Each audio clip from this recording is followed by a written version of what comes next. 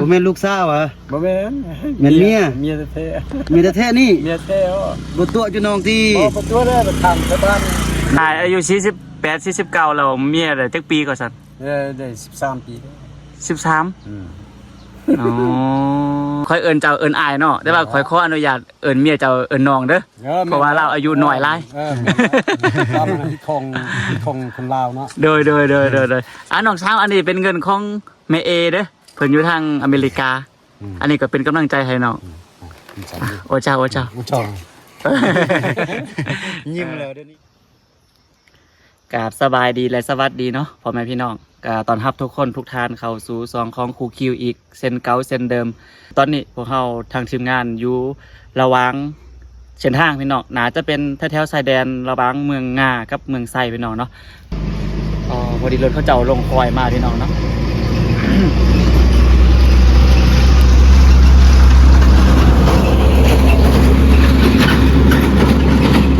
ตอนนี้พวกเขาก็จอดรถอยู่ระหว่างกลางดอยเลยพี่น้องมันมีบนพักน้อยหนึงเนาะพอดีพวกเขาขึ้นตีนดอยมาตะกี้หันพี่น้องพอดีเห็นครอบครัวหนึงเป็นเฮือนตูบประมาณนี้แหละพี่น้องแต่ว่ายังไม่ทันเห็นคนก็เลยร่วมกันว่าจะไปทักทายสบายดีไปถามข่าวๆเบิ้งบางทีอาจจะเป็นเฮือนผู้เฮือนคนอยู่แล้วก็เพิ่นลำบากเพิ่นต้องการความช่วยเหลือบ่เขาก็จะไปเป็นกำลังใจให้กับเพิ่นนะพี่น้องตอนนี้พวกเขากำลังสิกลับลงไปเบิ้งเพิ่นเนาะโอเคจะเป็นจังได๋เฮาไปติดตามพร้อมๆกันพี่น้อง พ่อเพิ่นกับลูกสาวหน่อยเนาะ โดยสบายดีพ่อสบายดีนางลูก สบายดี สบายดี โอ้ย อยู่ดีมีแห้งเนาะ สุขภาพดี โดยเดี๋ยวเบิ่งคุณได้ให้ ขออนุญาตถามก่อนเด้อ เด้อ อนุญาตถามอ้ายชื่อหยังเด้ ซื้อแล้วจิ้มหัว ลาวจีมัวด้วยโอ้ จิ้มหัวเพราะมันอันน่ะพ่อลุงน้องชายอยู่บ่อแก้วอยู่กันหั่นซื้อเล่งเก้าหั่น อ๋อ เพราะนั้นมันอันน่ะลูกพร้าว โดย โดย น้ำทาม เอามือลงก็ได้อ้ายว่าเป็นหยังเอามือลงก็ได้ เอามือลงก็ได้ โอ้ยเมื่อยยกไว้โดนเมื่อยอายุจักปีแล้วได้อ้าย โอ้อายุก็49เนาะมอจะฮอด 40โอ้เกือบ50แล้วเนาะ เกือบ50โดย โดย อ้ายอยู่เฮือนหลังนี้นำกันจักคนอ้าย มีแต่คนเดียว คนเดียวอ้ายกับ ลูกชายแท้มันอยู่บ้านมานี่ลูกชายไปเอาเมียอยู่ห้วยข้าน อ๋อโดย นี่เนี่ยโอ้ป้าเมียแล้วก็เอาเมียน้อย อันนี้เมียอ้ายบ่ เมียแล้ว โอ้เฮาคิดว่าเป็นลูกสาว สบายดีนาง สบายดีนะ บ่แม่นลูกสาวเหรอ บ่แม่น แม่นเมีย เมียแท้ เมียแท้ๆนี่ เมียแท้อ๋อ บ่ตัวอยู่น้องที่ บ่ตัวได้ไปทางชาวบ้าน นะโอ้แม่นเมียแท้ๆเนาะ ก็มันล้านในบ้าน เมียเป็นร้านในบ้าน ล้านในบ้าน โอ้อ้ายอายุ48 49แล้วเมียได้จักปีก่อนซั่น ได้13ปี 13 อืม อ๋อเอากันได้จักปีละ 6เดือน ได้6เดือนห้าก็เอากันสวงอันบุญกินเจียงบ่ เอาก่อน เอาก่อนบุญกินเจียงเนาะ เอาก่อน อ๋อ เอาตอนนั้นนะในเดือน11นั่นแหละ อ๋อโดย ตอนนี้ก็เดือน3เนาะ โดยไปเจอกันแนวใดเด้ ตอนหัวทีน อยู่นำการนี้เขาก็ทุกอย่างเนาะ อ๋อ เขาก็ทุกอย่างเลยข้าพเจ้าก็ทุกอย่างเด้แต่ว่าเขาเพิ่งพาอาศัยกินแต่ข้าพเจ้า อ๋อ แล้วก็ฮินดีแล้วก็บรรดาพี่น้องแท้เขาก็บ่ฮู้หยังแล้วพ่อกับแม่หั่นมากินนำเขากินข้าวนำเฮาตลอดนะ อ๋อ หมายความว่าก็คือ รถให้เฮาเลย ครอบครัวของเพิ่นนี่ก็ทุกข์ยาก เออ แล้วก็อ้ายนี่ก็พอมีเฮือมีแฮงน้อยนึงแล้วก็ไปเฮ็ดนี่เฮ็ดนั่นแล้วก็พ่อแม่ของน้องเพิ่นนี่ก็มักมากินข้าวน้ำอ้าย แม่นแล้ว อ๋อ ก็เลยยกลูกสาวให้เลย ยกลูกสาวไปเลยเนาะ โอ้คักๆ อยู่กินนำกันมา6เดือนแล้วเนาะอันนี้คือเฮือนของอายเนาะ แม่นแล้ว โดย แล้วเพิ่นยกลูกสาวนี่เฮาก็ได้แต่งได้อันนั้น ยังบ่ได้เฮ็ดของแท้ ยังเทื่อเนาะ ยังมาอยู่นำกันละล่ะ เขาไปลาเขาซื่อๆไม่ได้กินดอก แต่ว่าถึกต้องตามหิดของแล้วเนาะเอามาอยู่เนาะ อันถูกต้องตามที่ของแท้มันเฮากินดอง อ๋อ แต่ แล้ว ว่า ซึ่งเขานี่มันสลายเขาบันลักเอาเนาะ อายบ่ได้รักติ พอมันลักอันนั้นพ่อแม่เขาเห็นดีก็มาต้นซอยนี่แหละ อ๋อ พ่อแม่บอกมาเขาก็มา พ่อแม่เห็นดีแล้วก็มอบลูกสาวให้ อันผู้น้อยเพิ่นก็ดีใจเนาะเพิ่นก็ พ่อแม่ก็ดีใจแล้ว อ๋อโดย ผู้น้องเขาถามได้อันเมียอ้ายชื่อจังฮู้ เมียปะ โดย ชื่อ ใครก็เป็นน่ะชื่อนางอาย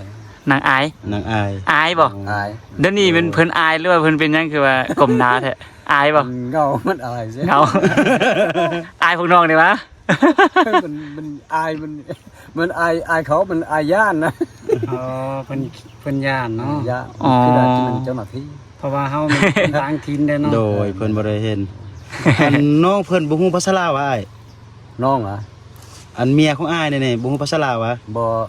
มีพื้นน้องสายผู้หนึงบ่นี่น้องถามว่าเมียของอ้ายนี่บ่ บ่ ฮู้ บ่ฮู้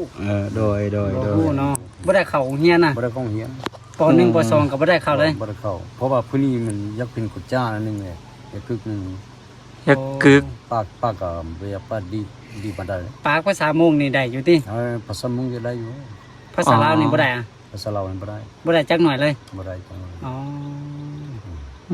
จังซั่นเนาะ พ่อแม่ บ่ได้เข้าโรงเรียน พ่อแม่เพิ่นมันคนคึกหนังสือล่ะ โอ้โดย พ่อแม่ก็บ่ฮู้หนังสือเนาะลูกสาวก็บ่ฮู้ บ่ฮู้ อ๋อแล้วนี่มันอยู่นำอายเนาะอายนี่ฮู้หนังสือเนาะ หนังสือก็ฮู้นิดนึง ฮู้หนอยหนึงเนาะ อยู่อันนั้นม .3 โอ้เรียนอยู่ม ก่อนนี่อ้ายก็สอนนักเรียนอยู่เมืองงานนี่ .3 โอ้เป็นได้ครูบ่ เป็นนักครูอ้อ อ๋อ งานได้อันนั้น9ปีแล้วอ้อ อ๋อ ก็เมื่อนี่คันอ้ายบ่ออกนี่อ้ายก็สิได้เป็นเจ้าเป็นนายใหญ่อ้อ อ๋อ เรียนนักเรียนผมเก่งสุดเลยอันประเภทหนึงอ้อ แต่ เมื่อก่อนนี่พ่อกับแม่หั่นเลยเกิดเลยเขามีลูกชาย3คนอ้าย2คนเนาะแล้ววันนี้ตอนนั้นน่ะพี่อ้ายมาตายเท่าได้แต่มาตายเท่าแล้วมันเขาก็อยู่สบายโอ้ โดย โดย กินอยู่สบาย อยู่รักสองหั่นอยู่รักสองหั่นแล้วพี่อ้ายก็ตายเลยบัดนี้ได้6ปีแม่ก็ตายแม่เจ็บได้6ปี วันนี้ข้าพเจ้าไปสอนโรงเรียนอยู่ตะสังพระแก้วพุ่นมันงาเขา โดย สั่งไปสอนโรงเรียนเนี่ยสอนโรงเรียนได้9ปีโอ้เนี่ยได้ก็บ่เกิดแม่หั่นน่ะเจ็บวันนี้ข้าพเจ้ากลับมาเลี้ยงแม่หั่นยังพอแม่ได้6ปีแม่ตาย โดย ตายแล้วมื้อนี้พี่อาตายก่อนเนาะปีอันน่ะ97พี่อาตาย นี่พอปี2003นี่ตายเมื่อหน่อยยังพ่อก็เจ็บได้4ปีพ่อก็ตายนะวันนี้ปึ้มกุ๊บปึ้มสมครัวนี่ก็จับทิ้งทางใดบ่ฮู้เลยทุกยากไกลแล้วมื้อนี้นี่ยังเด็กน้อยนี่จะแม่น6คนโอ้ป้านำข้าพเจ้าแหละเอาเป็นผู้น้องชาย น้องนะ น้องสาราเพิ่นโอ้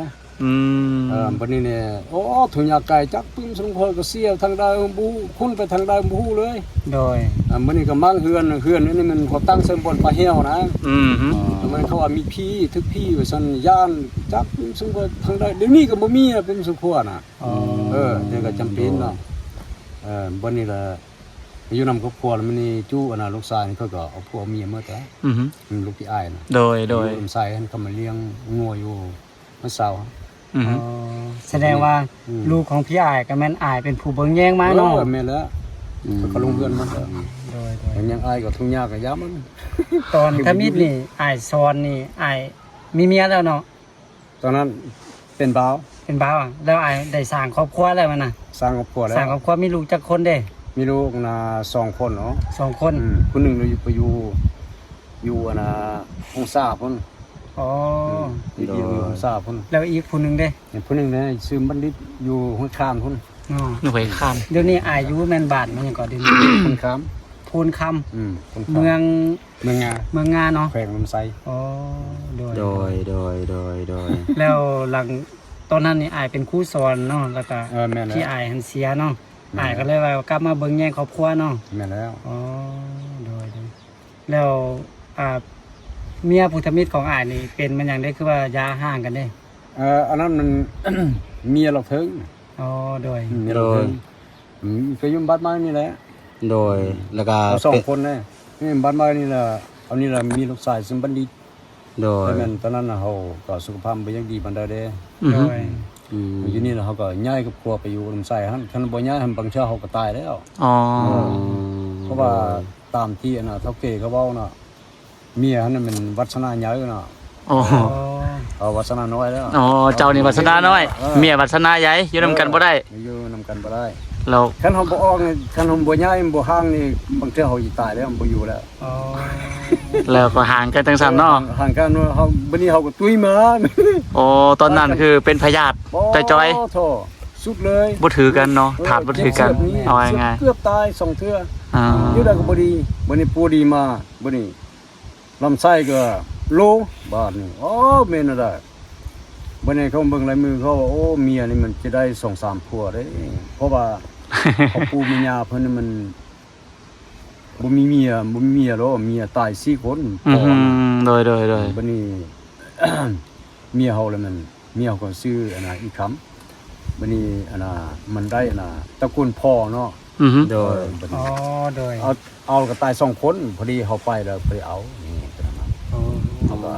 อย่าเลยลูกชายป้าน่ะแม่เอาซะ ลูกชายอยู่นำแม่เนาะ อย่าแม่ เมียมีเคยมีผัว2คนแล้ว มีผู้สุข แล้วก็ตายเมื่อ ตายหมดโอ้ แล้วก็มาเอาอ้าย เอา เอาอ้ายก็ป่วยเนาะ ป่วยเลยครับ จริง ดี เนาะ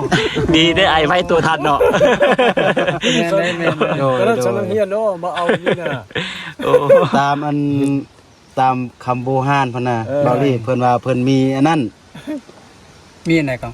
มีปานอยู่ โอ้ อยู่บนอันนั้นเพิ่น บนหลับเนาะ โดยมีปานอยู่บนรับเพิ่นแล้วก็ถ้าจะเพทางผัวน่ะ อ๋อ ผัวคนใดมาเอาแล้วก็คือจะเสียน่ะตามที่ว่าเคยได้ยินน่ะนะ เป็นนั่นๆเนาะ บ่ว่าจะเป็นผู้หญิงบ่ว่าจะเป็นผู้ชายถ้าว่ามีปานบนรับอ่ะนะสมมุติว่าถ้าเป็นผู้ชายมีปานบนรับหั่นผู้หญิงเอามากอ่ะเอาเมียก็คือเมียตายถ้าแม่นผู้หญิงก็มีบ่นั่นก็ถ้าแม่นผู้เอาผัวกับผัวตายแบบนี้อะนะ อืม โดย เรื่องราวชีวิตเป็นคือจังซั่นเนาะไอ้เนาะขอบใจหลายที่ร่วมสู่ฟังเด้อขอบใจหลาย โดยแล้วอ้ายเอาเมียไหมผู้นี้มานี่ เอามีดมาแล้วมันเอาเมียผู้นี้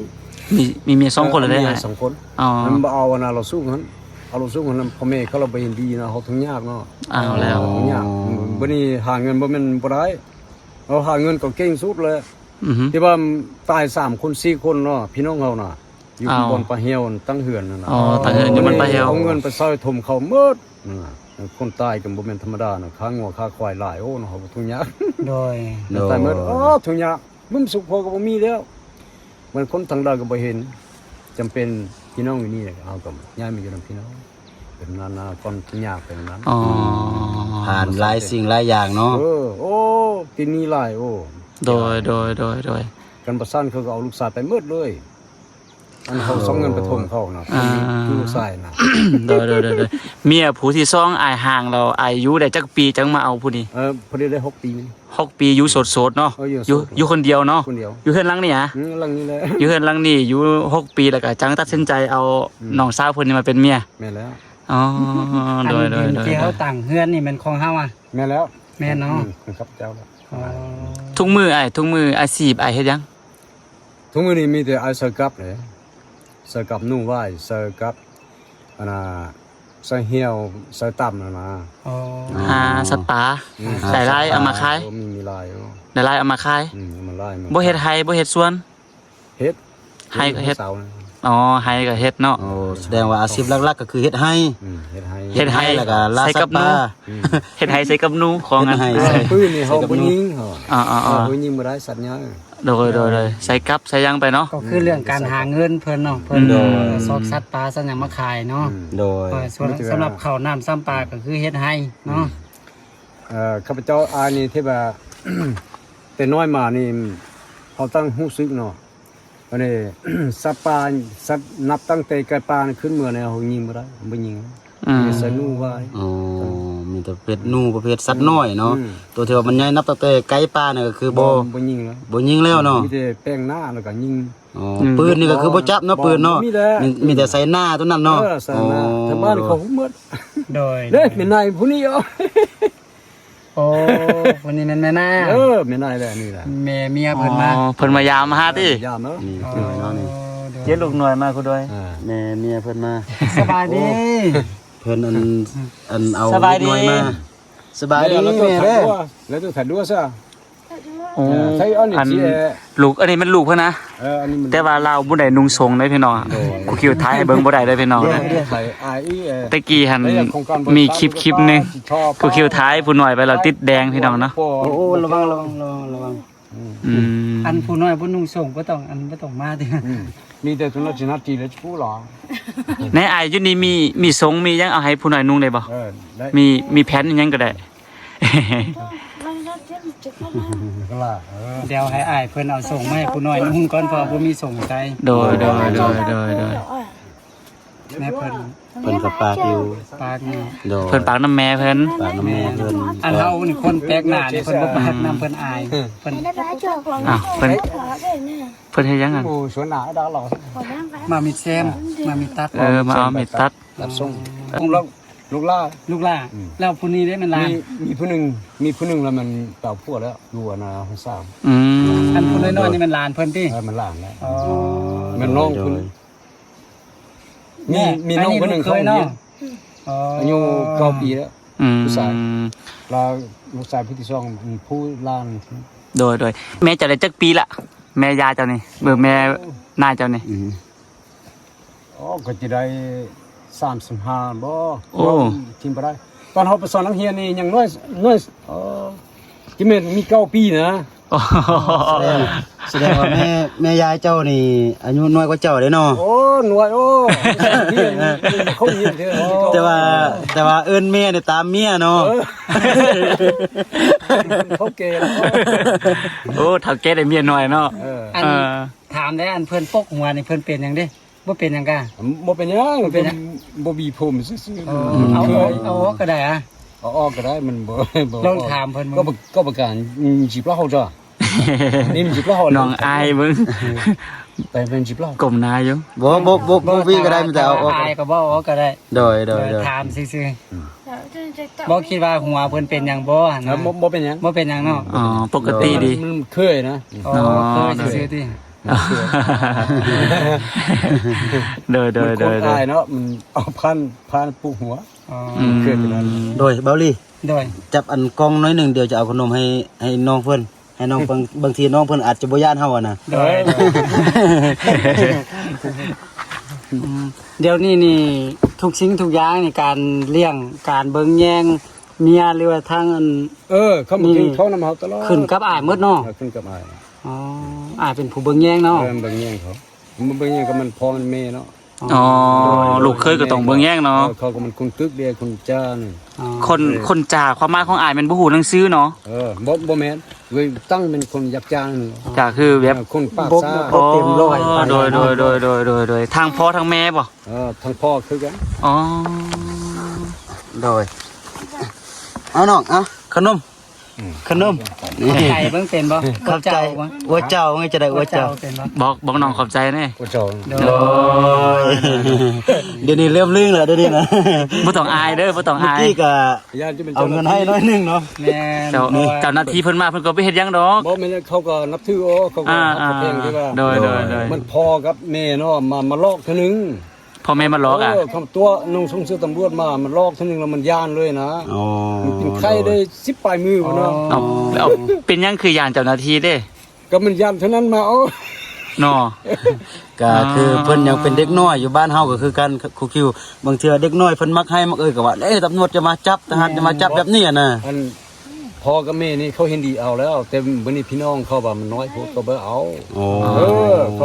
ก็จะไปไข่กินแน่ๆ อ๋อ ก็ไข่คนนึงแล้ว อ๋อ ก็ไข่คนนึงแล้ววันนี้นี่กินเขาตีมันนี่นี่ก็ห่างมาแล้ว น้องหันยานคนมาแล้วยานเอาไปขายให้จีน แม่นแล้ว โดย เขามาต่างเท่านึงเนาะ โอ้ เขามาสอกกับเมียเนาะ ก็มาต่างเท่านึงแล้วข้าพเจ้าบอกต่างโอ้ โดย ต่างคนทับสิเท่เลย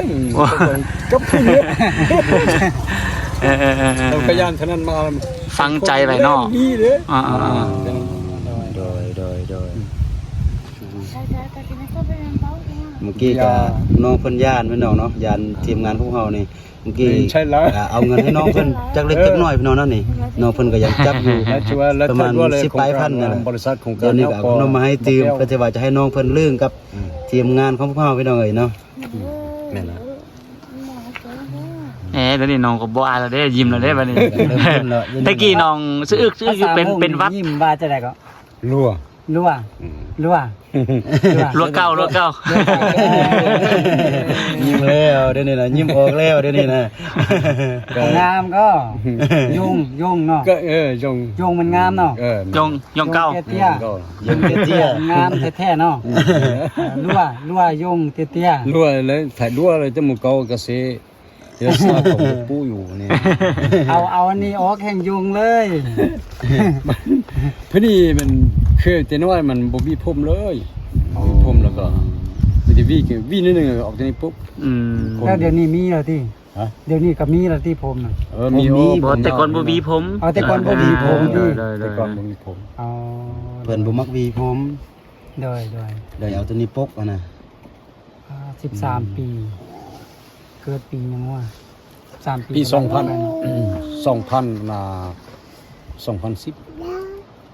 เกิด2010 บ่แม่นที่ 2011บ่ จาก เกิด2011บ่ 2012 ประมาณ 2012 2012 แต่13ปีดู ถ้า13 ปีก็ประมาณ 2012 แม่น โดยเบิ่งน้องเพิ่นก็ยังน้อยอยู่เนาะ โดยยังน้อย ยังน้อยหน้ายังแบบอ่อนๆน่ะถ้าเข้าโรงเรียนก็ประมาณม2ม3 ตอนข้าพเจ้าไปเอามานี่ยังน้อยกว่านี้ เอ้า นี่จะบ่กินข้าวน้ำหอมบ่กินข้าวน้ำหอมบ่เยอะซ้ำนี้ อ๋อมาเรียกเอาเนาะ เอามาเรียกเอาแท้ๆเนาะนี่เนาะ บ่น้อยซ้ำนี้น้อยกว่านี้เพราะว่าอยู่น้ำพ่อมันเขากินมันยุ่งยากเนาะ โดย มีน้องสายผู้หนึงมันเข้ากันโอ้มากินข้าวน้ำไอ้เครือได้บ่มากินนี่เจ้าบ่เยอะได้เจ้าน้อยซ้ำนี้เลยคน โอ้ไอ้เคยก็ดีขนาดเนาะเลี้ยงทั้งน้องเลี้ยงทั้งอายเลี้ยงทั้งพ่อทั้งแม่เบิ่งแย่งกันไป แม่แล้ว โดยยามใดอันสิกินดองนี่สิแต่งงานนี่ยามใด ก็จะแม่นปีหน้าแล้ว ปีหน้าเฮ็ดดองเนาะ เฮ็ดเอาดอยแล้วเฮ็ดด้วย นั่นใกล้ๆกันโอ้ผัวเมียกัน มันบุญซีโอลุนซีโอแล้วลุนซีเอาเสตีเนาะเช็ดตัวนี้เนาะ เป็นข้าวเป็นน้ำก็ยังข้าวสารข้าวเปลือกนี่ยังมีกินอยู่ที่อ้าย ยังเอามีแต่ไปซื้อเลย ไปซื้อข้าวให้แท้หมดแล้วเนาะ คอยจะเมื่อเอาทุกอย่างสุดแล้วทุกอย่างก็มีแต่เฮาคนเดียว โดย ที่นี่มันมีแต่พ่อกับแม่กับเฮามี 4-5 ครอบครัวทุกอย่าง อ๋อโดย อายให้กันบ่คือจังซั่นอายลมให้น้องฟังเทอาย โดยผ่านปัญหามาหลายแล้วเนาะผ่านปัญหาจนปัญหาหลายนะตัวเองเฮ็ดเวียกก็ยังออกมานะเนาะ โศกโซนขนาดเนาะชีวิต โซนโดย เอาเมียก็เอาเมียผู้ที่1ก็บ่ได้อยู่นํกันเนาะผู้ที่2ก็เหมือนเก่าอันนี้เป็นเมียผู้ที่3ขอให้ฮักกันดนๆเด้ออ้ายเด้อขอให้อยู่นํกันตลอดไป ขอให้เป็นคนสุดท้ายนะเด้อ วันนี้วาสนาเฮาเท่ากันแล้ว วาสนาเท่ากันแล้ว ลักษณะเท่ากันแล้วเนาะ อ๋อ แต่ว่ามีแต่อายุบ่เท่ากันซื่อๆเนาะ แม่แล้วอายุเกซื่อๆ อายุเป็นเพียงตัวเลขเนาะ ตอนข้าพเจ้าไปฮอตไทยมันมีสัตว์เท่าเก๋คนหนึ่งเจ้านี่ฮอต300 ปี อ้ายนี่มา โอ้300 ปีอายุเจ้านี่บ่มีการตายเลย โอ้จังซั่นแท้บ่ ฮอต3คนนี่มันคนเด็กน้อยนี่ยังบ่ทอเจ้ายังเอาตื้มอีกเจ้าเกิดมาซาบนี้เลยแม่เจ้ามันครึ่งคนครึ่งผีอายุเฮายังน้อยบ่ได้มี18 ปี อ๋อ ยังเป็น เพิ่นดูดวงให้ สตุไข่เข้าบ้านนะ โดย แล้วเขาข้าพเจ้าก็ติดตามมาก็คือว่าเทะ โดย อายุเกแล้วแต่มันเป็น โดยเนื้อใดก็ทีมงานเฮาก็มาพบมาพ่อแล้วก็มีแต่อวยพรให้ทางอ้ายเบิ่งแย่งน้องต่อไปเนาะ โดย หักแพงกันแนวใดก็ได้มาอยู่นํกันแล้ว นั่นแหละ ผู้น้องดีใจทำอิดคิดว่าเป็นลูกอ้ายแบบอันเห็นอยู่พุ่นเนาะเห็นเฮือนหลังนี่เข้ามาเบิ่งเนาะเห็นมีอ้ายกับอันเมียอ้ายอยู่ป้าอันนี้เป็นลูกสาวบ่คือบ่มีเมียซะนะเขามาถามเอาไปมาพัดแม่นเมียเนาะผู้น้องดีใจเด้อถ้าว่าอ้ายกับเมียหั่นแบบฮักมักกันอยู่นํกันหั่นน่ะขอให้มีความสุข เนาะ แม่นแล้ว บ่ต้องตีกันเด้ยโดยนี่มันบ่เข้าอันน่ะประเภทที่เขาสิเที่ยงกันอันนี้คนคึกเนาะ อ๋อเจ้า คนมีความรู้เรา เจ้าก็เว้าได้เนาะเจ้าก็สั่งสอนเอาเด้อตัวใดที่น้องเฮ็ดยังบ่ได้ดังใจก็ได้เนาะ แม่นแล้ว น้องยังน้อยเด้ แม่นแล้ว บ่ค่อยสอนเอา น้องเพิ่นยังผู้หยัง แต่ว่าน้องนี่ถ้าว่าหาว่าได้เข้าโรงเรียนนี่น่าจะเว้าภาษาลาวได้นะน้อง แม่นอ้อมันคุณเป็นนั่นนะคนครึ่งกรุงเนี่ย แต่ว่าอายก็เคยเป็นครูนี่อายก็สอนน้องได้อายก็สอนน้องเว้าภาษาลาวเด้อายก็สอนน้องเรียนหนังสือเขียนหนังสือหั่นนะ สอนได้เหรอ แม่นเพื่อว่าในอนาคตอายเฒ่าแก่มาน้องก็สิฮู้หนังสือน้องก็สิสร้างปากกับคนต่างบ้านก็สิ เห็นใช่ล่ะมื้อนี้ตัว โดยก็สิสามารถเลี้ยงดูอายได้เวลาอายเฒ่าแก่มาแม่นน่ะ แม่นแล้ว ถ้าว่าอายบ่สั่งบ่สอนน้องบ่ฮู้เว้าเวลาอายเฒ่าแก่มาน้องก็สิบ่สั่งเลี้ยงอายได้บัดนี้ แม่นแล้ว เนาะ แม่นแล้ว โดยโอ้โตชีวิตของอายก็น้องฮะก็เคยหูมาได้ชีวิตแบบนี้เนาะปกตินี่พวกน้องเห็นเขาเจ้าแบบคือพวกน้องคือกันพวกน้องก็มีเมียแล้วเนาะแต่ว่าอายุอานามก็ค่อนข้างเท่าๆกันหั่นนะข่อยได้30เมียก็30ข่อยได้อันนี่ลาวได้30ปลายเมียก็ได้20ปลายซูซี่กัน แต่ว่าอายกับเมียอายนี่โอ้รุ่นเรือนกันหลายเติบซ้ำก็เป็นลูกซ้ำก็เป็นหล้านเนาะ ก็บ่ฮู้เลยนะ แม่นบ่ฮู้เลย รุ่นลื่นกันได้30บาทปีน้อง คำบ่ฟัง เบิ่งอายได้40 49 เก่าเมียได้13ก็จะเปลี่ยนรุ่นเรือนกัน30 เฮ็ดการเนาะ 37 รุ่นเรือนกัน37ปี บ่แม่น 36เนาะ สาว 27บ่ สาวเจสาว6ปี ก็แม่แล้วเนาะ รุ่นกัน26ปี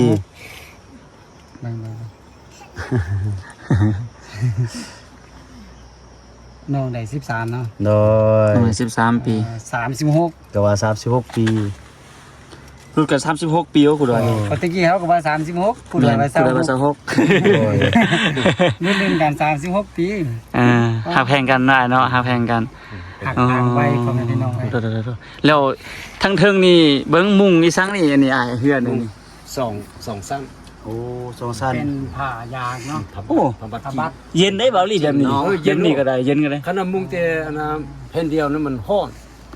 น้องมาเห็นเขาเจ้าแถวนี้เขาเจ้าเอาอันใหม่อันฟ้าหรือว่าเอายาฆ่าเอามามุงนี่อ้ายบ่มักอ่ะ บ่มัก อ้ายมักจังซี่ มันมีมีทราบเนาะมีทราบนำ มีแมงเบาลี่มักมีแมงที่เข็บแมงงอดมักอยู่ก็แต่ตังซีนี่ปลอดภัยหายห่วงเนาะ อ่าเพิ่นว่าน่าจะเป็นแมงจิ้งจกกันนี่ มันก็มีหลายแมงอ่ะแหละกันเอาสามารถอยู่นี่ 10 ปียังบ่ขาด สิปลายปีบ่ขาดเนาะ บ่ขาด โอ้ โดย อยู่นั่นนี่พี่น้องเอ้ย ธรรมดานี่ อันนี้ ตั้งนี่เฮ็ด ตั้งโดนแล้วเงินนี่ตั้งโดนแล้ว มันบ่โดนแท้ อ๋อนี่เบิ่ ป ง ระมา ทา ณ งนี้ จักปีแล้วก็ ได้แต่2 ปีกับ3 ปี แต่ว่าปลวกมันกินก็อายนี่เดี๋ยวมันหักกลางๆนี่ นั่นแหละ เดี๋ยว การหักเป็นที่ห้อง เดี๋ยวอายค่อยไปตัดไม้แต่ยังมาแปลงไม้ให้น้องอยู่ดีๆโอ แม่แล้ว อันนี้เฮ็ดเฮือนครัวแล้วเอาที่ตั้งเฮือนซัมบอดี้แน่ อ๋อสิต่างเฮือนเส้นนี้ แม่นะจะรูดบ่ได้หมดแล้วตั้งเฮือนบ่นี้แล้ว ไม่ยังอันนั้นไม่ยังไอ้ บ่แต่งกิน แต้งกินนะ บ่แต่งกินสิต่างเฮือนใหญ่เนาะ อันนี้แม่นใส่เฉพาะนอนได้เนาะนี่เนาะ ใส่ กิ เฮือนครัว แตงกินอยู่พี่เนาะนี่น้อยๆเนาะ ลิงโทษ มันลิง เราบ่สั่งอยู่เอาจะตั้งอันน่ะเฮือนที่นี่พิเศษก่อนก็เขียนเนาะ ไปตั้งเงินใหญ่บ้านหันเนาะ แม่นะ บ้านหันอับเพียงเด้เนาะ เพียงนึง โดย บนนี้เพสามที่นี่ก็คันกิ่งลงไปเลยที่ว่ามันจำน้ำเลย โอ้มีน้ำหวยไหล น้ำอันน่ะน้ำนวด โอ้โดย มาสร้างเฮาก่อนเนาะที่ได้ให้กำลังใจอ้ายเนาะ ก็ เอาเงินเอาหยังให้อ้ายเพิ่นไว้ซื้อข้าวให้ บรรดา เมียเพิ่นกินจักเล็กจักน้อยเนาะ โดย บรรดาพี่น้องบริษัททาง3 คนเนาะอยู่บ่แก้ววะ โดย บ่แก้ว บ่แก้วน้ำท้าเนาะ บ่แก้วน้ำทานมาละ ก็จะมาอยู่นำน้องชายอันนี้สุเจ้าบ้านเดียวกันเนาะน้องชายเรื่องเก่านี่ 19อยู่ อยู่เมืองใดเด้ อยู่บ่แก้ว อยู่บ่แก้วคือกัน บ่แก้วเป็นอันน่ะหัวหน้าบริษัทบ่แม่นหัวหน้าการเงินแผนก อ๋อเพิ่นอยู่แขวง น้องชายจ้ะว่ะ น้องชายอยู่ โอ้ โดยเอาประชัน น้องชายก็มาเทื่อนึงน้องชายมาฮอดนี่โอ้สุเจ้าพญาไก่เขาจะไปห้ามบริษัทเข้ามาไทย ฮู้ว่าดูนั่นได้มาแม่นสุดเจ้าแท้หลายโอ้ โดย เอาให้น้องเพิ่นเนาะให้น้องเพิ่นบ่อายเฮาเนาะ โดย นี่ซื้อมาอย่างแล้วก็ ไข่บ่ชื่อยัง อาย นางอายเนาะนางอาย เอาเงินให้ไปซื้อข้าวซื้อหยังกินเด้อ ใช่ กิน นี่ เด้อเป็นเงินของผู้ใหญ่ใจบุญก็คือเงินของแม่ดินเนาะที่ส่งไว้นำเฮา บรรดาน้องเนาะแล้วก็ทางอ้ายทางงาน3คนให้มีสุขภาพเข้มแข็งตลอดเอียน โดย สายการงานของเจ้า กูได้ให้ก่อนก็ได้ มื้อเตะนะน้องเบิ้งกองเลยน้องเดี๋ยวอันผู้ใหญ่ใจบุญเพิ่นเห็นเพิ่นก็สิดีใจโดย อ๋อความดีใจก็สุดแล้ว เมื่อนั้นน้องจะเอาเงินของผู้ใหญ่ใจบุญก็คือเงินของแม่ลินเนอะ แม่แล้ว เอาให้100,000กิฟต์น้องไอ้ว่าเจ้าเด้ว่าเจ้าโดยดีใจบ่ดีใจเนาะเอาไปซื้อข้าวกินเนอะ เป็นเรื่องบ่ย่านเนาะ เอาไปซื้อเสื้อก็ได้ถ้าจะได้เสื้อไหมก็เนาะ ซื้อเสื้อก็ได้ มาซื้อเสื้อไหมมานุ่งนี่ ยันเป็นเจ้าหน้าที่มาสุดก่อนว่า ฟังอยู่ในหัวเลยเนาะอันยานนั่นน่ะฟังอยู่ในหัวเลย จุลุงตาเขามาเว้ามาเว้ามื้อนี้ก็เว้าไปเว้ามาก็เว้ามาเพ่ก็เฮาก็บ่เว้าเลยอยากเขาเว้าโดยผิดแล้ว เดี๋ยวนี่อ้ายก็จะให้ได้เด้อ แน่ 100,000กีบก็เป็นเงินของผู้ใหญ่ใจบุญเพิ่นชื่อว่าเมโรสเนาะ100,000กีบ ถ่ายเลย ยิ้มละ ยิ้มแล้วบัดนี้นะ บัดนี้อายก็บ่ได้มาลาได้บัดนี้ค่อยเอิ้นเจ้าเอิ้นอายเนาะแต่ว่าค่อยขออนุญาตเอิ้นเมียเจ้าเอิ้นน้องเด้อเพราะว่าเราอายุน้อยหลาย ตามของคนลาวเนาะ โดยน้องสาวอันนี้เป็นเงินของแม่เอเด้อเพิ่นอยู่ทางอเมริกาอันนี้ก็เป็นกำลังใจให้น้องโอ้เจ้า อุจอง ยิ้มแล้วเดี๋ยวนี้ ไป300,000กีบเนาะไป300,000กีบก็ประมาณ500 บาทบ่ลี่เนาะ 300,000ปลายอันเด้เมื่อกี้ก็มาให้เด้10ใบพัน โดย ครับจะนำจุน้อง โดยนี่อ้ายอันบอกน้องสาวเพิ่นกับอ้ายอันยกมือขึ้นขอบใจเพิ่นอ้ายอวยพรให้เพิ่นอ้าย อุจองตอนนี้จะอยู่ในเป้ตูโครงการบริษัทตอนที่ตอนนี่หมการน้องหูย้อนชี้อย่าเลยที่เราที่น่ะ ไอ้ว่าเป็นภาษาลาว เปเล่าได้บ่ แปลภาษาลาว ก็เข้าใจเนาะบรรดาไอ้น้อง3คนเนาะที่อยู่โครงการบริษัทบอกแก้ว จงมีสุขภาพเข้มแข็งตลอดเอียนครับใจ โดยอันนั้นไอ้อันบ่แม่นอันโครงการแล้วก็บ่แม่นบริษัทเด้อ เนาะ พวกน้องเป็นยูทูบเบอร์เด้อ โดยแล้วก็เงินที่พวกน้องเอาอันให้เป็นกำลังใจให้อ้ายกับน้องดำรงชีวิตอยู่หั่นเป็นเงินของผู้ใหญ่ใจบุญเพิ่นอยู่ทางต่างประเทศโอเคเนาะโดยอย่าได้เข้าใจผิดบ่เป็นโครงการ เขาจะมาถ่ายส่ง3เทื่อมถ่ายจะนี่ อ๋อ คือได้จะเป็นโครงการบ่แม่น โอ้โครงการเพิ่นมักมาท้ายอ้ายบ่ มังถ่าย เพิ่นก็ช่วยเหลืออ้ายอยู่บ่ สวยอยู่ โดยดีใจนำโดยบ่เป็นหยัง โดยจังได๋ก็ฮักแพงกันเด้อเฮ็ดหน้าพวกน้องก็ชื่อไว้ ผู้หนึงชื่อหยังน้องชื่อหยัง น้องชื่อคิว เนาะโดยซื้อดอย โดยเนาะ โดย น้องซื้อลีเนอะ ดี โดย โอ้คือมันซื้อละสูงเนาะ อ๋อหน้าตาคือคนละสูงเนาะ ซีรีละสูงโอ้ อ๋อคนละสูงนี่ซื้อคิวบ่มีบ่ บ่มี ซื้อดอยแห้งบ่มีแล้วเนาะ บ่มี โดย ลีเนาะเอาประชันจุน้องจุนุ่งก็จะได้ขอตัวกลับกันเนอะมื้อหน้ามื้อในก็ได้มาสิมาเยี่ยมยามตื้มอยู่ดีแม่งน้องอ้ายช่วยอ้ายกลับกันเนอะโดยจะแนว สร้างบายบ่บายเบิ่งบายจังนี่ มีโอกาสพบกันไหมหน่อยเนาะโดยอยู่ดีมีแห้ง สุขภาพดี โดยก็โอเคเนาะพี่น้องเนาะเขามาเป็นกำลังแห่งใจให้กับอ้ายให้กับน้องสาวเพิ่นพี่น้องเอ้ยเรียบร้อยเนาะดำรงชีวิตอยู่แนวนี้พี่น้องเอ้ยเนาะบ้านโพนค่ำนะพี่น้อง บ้านโพนค่ำลืมตะกี้อ้ายเพิ่นบอกนะพี่น้องเอ้ยทางนี้เพิ่นก็ปลูกพะหอมต้นเทียมคืออ้ายเพิ่นว่าพี่น้องเนาะลงไปนี่เป็นเตาฝังเห็นมั้ยป้าโทษๆเบิ่งสูงเนาะเขาก็สิได้เดินทางต่อพี่น้องเอ้ย ให้เราได้อ่ะ ปักอยู่ 28ลักเนาะโดยขอบใจหลายอ้ายเพิ่นแนะนำทางให้พี่น้องเนาะก่อนเฮาสิไปเฮาสิเดินทางต่อไปเมืองงานเนาะอ้ายเนาะโอเคอ้ายขอบใจหลายๆโดยกาเนาะคุณดอยเนาะ โดย ชีวิตของอ้ายเพิ่นนี่ผ่านแบบมรสุมมาโอ้พี่น้องตั้งแต่น้อยๆเพิ่นอ้ายเพิ่นผ่านยังมาหลายอย่างพี่น้องเท่าที่สตอรี่ของอ้ายเพิ่นที่เว้าไปในคลิปพ่อแม่พี่น้องเอ้ยเนาะ โดย ตอนนี้พวกเราทั้ง3คนมาเห็นอ้ายเพิ่นก็ยินดีกับชีวิตไหมก็ว่าแม่นเนาะ โดย ชีวิตครอบครัวไหมพี่น้องอ้ายเพิ่นแต่งงานกับน้องคนนี้ก็ขอให้อ้ายเพิ่นกับครอบครัวอยู่กันอย่างมีความสุขมีลูกมีหลานตามที่อ้ายเพิ่นวางไว้เนาะมีเรือนอยู่พ่อแม่พี่น้องเอ้ยเพราะว่าอ้ายเพิ่นก็เฮ็ดก็หามาตั้งแต่น้อยตั้งแต่นั้นแหละแต่ว่าบ่มีก็เท่าที่พ่อแม่พี่น้องได้เบิ่งไปทาง32เนาะเป็นหยังคือบ่มีเป็นหยังคือว่ายัง YouTube อยู่ยากนะพี่น้องมันผ่านมรสุมชีวิตมาค่อนข้างแบบเกือบครึ่งคนละครึ่งชีวิตแล้ว กายครึ่งแล้ว แม่นตอนนี้ก็40 ปลายแล้วเนาะ โดย49แล้ว พวกเขาดีใจเนาะเขาเป็นกำลังใจกับอ้ายเพิ่นและก็ทายนี่เนาะพวกเขาทั้ง3คนก็ต้องกราบขอบบุญขอบคุณเด้อเนาะผู้ใหญ่ใจบุญโดยเฉพาะซองของครูคิวก็มีทางแม่เอเพิ่นเนาะอยู่ทางอเมริกาแล้วก็ทางซองของครูดอยทางซองของเบาลี่เนาะมีผู้ใหญ่ใจบุญที่เพิ่นช่วยเขามาพวกเขาก็ได้ช่วยเหลืออ้ายเพิ่นไปเบื้องต้นขอเอาให้ไปเจอจุนครอบครัวเนาะ โดย ประมาณ1พี่น้องคนละ100,000กีบเนาะรวมกันกับประมาณอยู่500 บาทเงินไทยพี่น้อง โดย ก็ขอให้ทางแม่อยู่ทางชามซองเนาะแล้วก็ FC เมื่อสุภูสุคนจงมีแต่ชีวิตที่สุขสงบปราศจากโรคภัยไข้เจ็บเด้อเนาะปรารถนาสิ่งใดก็ขอให้ได้ดังคำมักคำปรารถนาสำหรับคลิปนี้พวกเราทั้ง3คนขอตัวลาไปก่อนแล้วพบกันใหม่พี่น้องสบายดี สบายดี สบายดี